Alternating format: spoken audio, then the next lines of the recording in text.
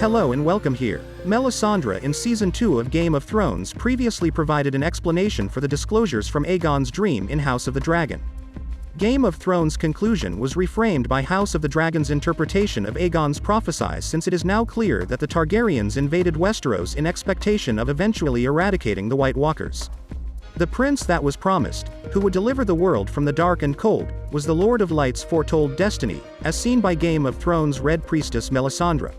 Aegon Targaryen predicted the demise of humanity in a prophetic dream before assuming control of Westeros. A Targaryen king or queen powerful enough to unify the kingdom would be required to reign on the Iron Throne in order to preserve humanity from a horrible winter and a catastrophic darkness that would erupt from the north. Aegon's dream was later expounded upon in House of the Dragon Episode 4, with the Targaryen's Valyrian steel blade bearing an engraving of his prophesy, that from my blood come the prince that was promised, and his will be the song of ice and fire. The hypothesis that Aegon's Song of Ice and Fire dream was a fulfillment of the Lord of Light's prince that was promised was proven by House of the Dragon Episode 4 after considerable conjecture over their relationship. Each offers a unique perspective on the identity of the predicted prince and their involvement in the struggle against the darkness, even if they all eventually predict the same conclusion and savior. In Game of Thrones Season 2, Melisandre initially shared the prophesy of the prince that was promised, saying that he or she would be born amidst salt and smoke and wield Lightbringer while leading humanity in the struggle against the cold and the dark.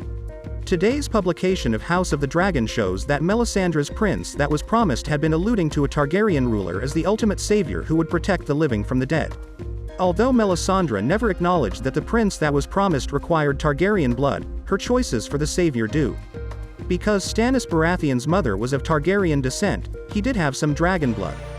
Jon Snow and Daenerys Targaryen, who both succeed in fulfilling Aegon's prophecy as the Targaryen monarchs unifying the realm against the White Walkers, are Melisandre's next two candidates for the prince that was promised.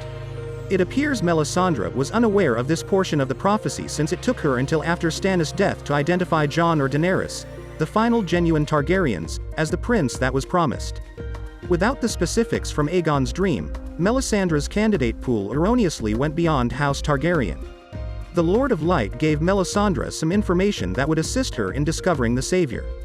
Melisandre should have made finding Targaryens her top goal after learning that Daenerys Targaryen birthed dragons, since she knew the prophecy was built on the dualism of ice and fire, which was also underlined in Aegon's vision before House of the Dragon.